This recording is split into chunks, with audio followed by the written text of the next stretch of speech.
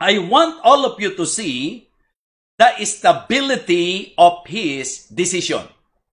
Mga minamahal, what I would like to share with you tonight are the great lessons we can learn from the life of Nehemiah. Ano po yung mga importanteng aral, mga dakilang aral na makukuha po natin sa buhay po ni Nehemiah? So number 1, the stability of his decision. Kung gaano po ka-stable si Nehemiah sa kanyang desisyon. Ano po ba ang pangyayari? Okay, kunin natin yung konteksto. Hindi po ba si Nehemiah, siya po ay cupbearer ng king? Ang ibig ko pong sabihin, si Nehemiah po ay nasa magandang katayuan. Nasabi ko nga, if we will consider yung kanya pong katayuang pang-posisyon, ang ganda po ng posisyon niya eh. Diba? Kung ang pag-uusapan po profession, ang tindi ng profession niya. Sa palasyo po siya, di ba? Sa kaharian po siya. Nagtatrabaho, mga kapatid. Cup-bearer siya ng king. Ang ganda ng posisyon niya, ang tindi ng profession niya, at titiyakin ko po, mga minamahal, na kasama nito yung pong possession. Dahil syempre, kapag ka ikaw ay empleyado sa kaharian, kung ikaw po ay nagtatrabaho sa kaharian, tinitiyak ko pong when it comes to security, pagdating po sa maaaring kikitain mo, suswelduhin mo. So yan po, kung tutusin, ganda ng kalagayan niya. Pero ano pong lumalabas sa storya? Mula sa katayuan na siya po'y nasa magandang kalagayan bilang cupbearer ng king, nung nakarating po sa kanya ang ulat patungkol sa kalagayan po ng bayan ng Panginoon, yung pong mga nadalang bihag, yung mga nakatira na nasakop, ang sabi po ni Hanani sa chapter 1, ang sabi po ni Hanani at ilan sa mga kasamahan, na ito raw pong bayan, that the Jews that were left of the captivity in the province are in great affliction and reproach. The wall of Jerusalem is broken down and the gates are burned with fire. Alam niyo ang sabi ng Bible, right after na makarating po kay Nehemiah, ito pong ulat na ito, sobra po siyang naapektuhan. Yan po ang may puso sa bayan ng Panginoon. Yan po ang may puso sa bagay ng Diyos, na kahit ang ganda na ng sitwasyon niya, after hearing that bad and evil report, sad report, may I say, alam niyo po, ang sabi po ng verse number 4, talagang iyak si Nehemiah. Diba? Ang sabi po ng verse number 4, and it came to pass when I heard these words, that I sat down and wept and mourned certain days and fasted and prayed before the God of the heaven. Mga kapatid, makikita niyo po kung gaano kahalaga sa puso ni Nehemiah ang bayan ng Diyos at ang mga bagay na masasabi nating kaugnay sa Diyos. He cried, he wept, he mourned, mga kapatid. At ang sabi po, nag-ayuno pa po siya, nanikluhod siya sa Panginoon, humingi siya ng tawad sa Panginoon. Okay, and to cut this story short, sa chapter 2, sinimulan po niya na hamunin ang bayan. Sa chapter 2, verse number 17, makikita po natin that Nehemiah, after na malaman niya ang kalagayan, so he tried his best to encourage the people. Sabi ko nga po sa inyo, Nehemiah cried after na malaman niya yung nakakalungkot na kalagayan ng bayan. And then because of that, he confessed the sins of the people. Di po ba? So he cried to the Lord, he confessed to the Lord, and then he confronted them. Kinonfront po niya ang bayan. At alam niyo, ang maganda po sa kanya, nakita niya ang kahalagahan na ipadama sa bayan na hindi yan ang kalooban ng Panginoon.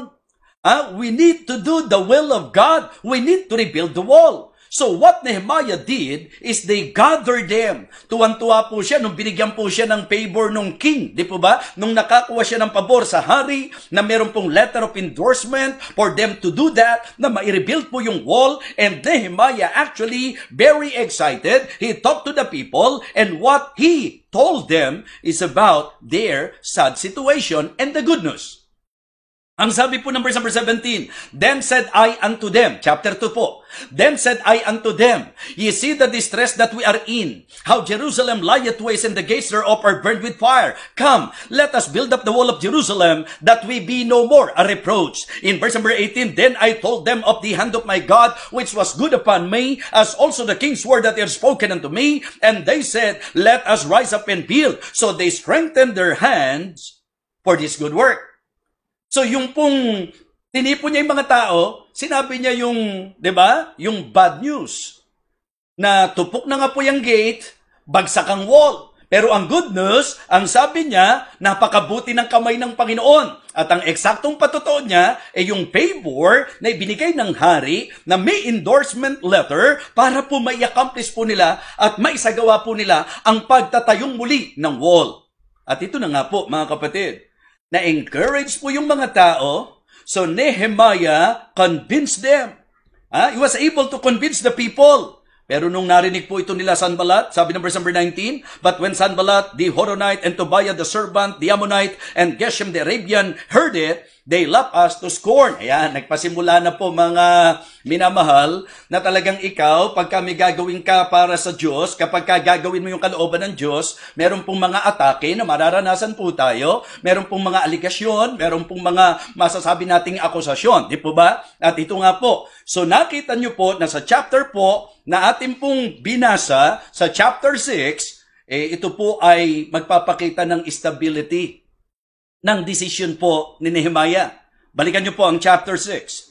Hindi po ba ang sabi ng Bible sa verse number 1, now it came to pass when Sanballat and Tobiah and Geshem the Arabian and the rest of our enemies heard that I had builded the wall, and that there was no breach left therein, though at that time I have not set up the doors upon the gates, that Sanballat and Geshem sent unto me, saying, come, let us meet together in some one of the villages in the plain of Ono, but they thought to do me mischief. And in verse number 3, we can see how stable, di ba? Kung gaano ka-stable si Nehemiah sa kanyang desisyon. Alam niyo po yung mga crazy sa buhay natin, ang gusto niyan, yanigin po tayo eh. Ang gusto po ng mga atake ng kaaway sa atin, bumigay tayo, huminto po tayo. Mga minamahal, ito ang aking pong hamon at paalala po sa atin.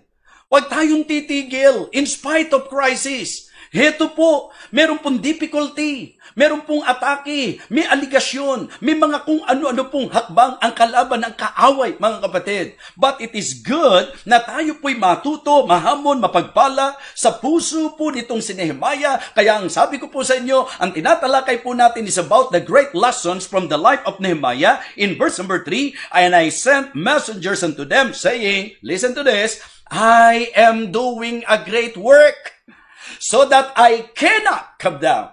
Why should the work cease whilst I live it and come down to you? Makikita nyo how firm, di ba, is the decision of this man.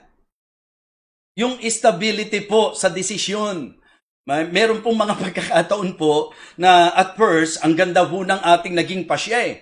Pero minsan, pag niyanig po tayo ng mga krisis sa buhay, bumibitaw bumibigay Di po ba? Halimbawa lang po, yung mga nagsuko ng buhay. Alam nyo po, nung kami po'y tawagin ng Panginoon, kung kami po'y bumitaw at bumigay dahil sa mga krisis, o di wala po ang inyong lingkod ngayon.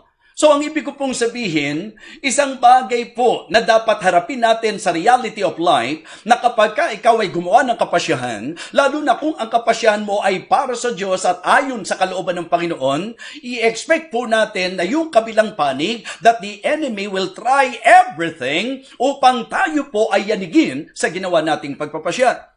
Alam nyo, para din pong yung ilang mga halimbawa na makikita natin sa Bible. Diba? Yung pasya ni Daniel, stable po yun. Kaya para din tayo nag-uusap ng conviction po dito, na kapag ka ang decision mo tama, wag mong hayaan na pagka may crisis, iibahin mo decision mo.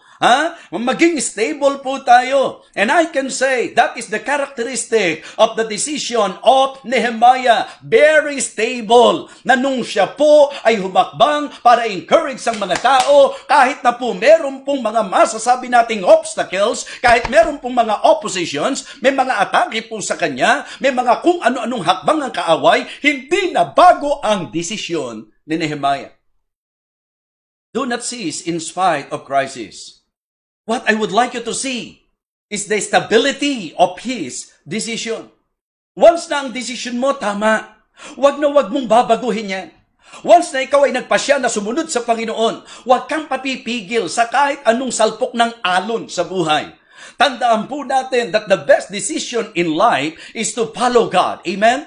To do the will of God. Yan po ang tamang desisyon sa buhay. Kung ang ating pinagpasyahan ay para sa Diyos, kung ang ating pinagpasyahan ay tama sa Diyos, kung ang ating pasya ay ayon sa kalooban ng Panginoon, ano man ang mangyari, maging stable po tayo. Amen? E natatandaan ko yung triyang Hebrews. Nag-decide sila na kahit may decree yung king, ito decision natin, hindi tayo po pwedeng luluhod sa iba. Sa Diyos lang tayo luluhod. Ang problema, may crisis na dumating. Ano po yon? May danger, may problem po. Ang sabi po ng king, kapag hindi kayo yumukod, ipapatapon kayo sa burning furnace. Alam nyo, nung una, hindi sila lumuhod. Kaya lang, baka tsamba lang po yun. Kaya nilagay sila sa isang sitwasyon uli. This time, I will give you another chance. Sa pagkakataong ito, pagka narinig nyo na tumugtog na yung mga instrumento, dapat magpapatira pa na kayo. Pag hindi, talagang walang pagsala, itatapon kayo sa burning furnace. Wow, what a pressure. Diba? Matinding laban po ito. But listen, they are very stable in their decision. So, yan po si Nehemiah. Kahit po merong atake, kahit po merong mga hakbang ng kaaway, maliwanag po na kung dadamhin po natin ang kanyang pahayag sa verse number 3, ang sabi niya, I am doing a great work. Alam niyo yung decision natin, nasa pananaw talaga eh. Kung talagang maraming Kristiyano, ang pananaw, mahalaga ang gawain ng Diyos, ang tanong po, ba't ang dali-dali nating magdesisyon na hindi umatin? Kung talagang sa pagbibigay, alam natin kung ano yung para sa Diyos, kung naniniwala tayo na yan po ay dakila, yan ay para sa Diyos, ba't ang dali-dali po nating magpasya na hindi ibigay kung ano yung para sa Panginoon? Kung ang paglilingkod po ay alam nating para sa Diyos, kung ang soul winning po ay alam nating para sa Diyos, what I mean to say, if we are very definite and very much aware that service, hindi po ba, yung mga gatherings, yan ay para sa Diyos, bakit parang ang dali-dali po nating magbago sa ating pong pagpapasya?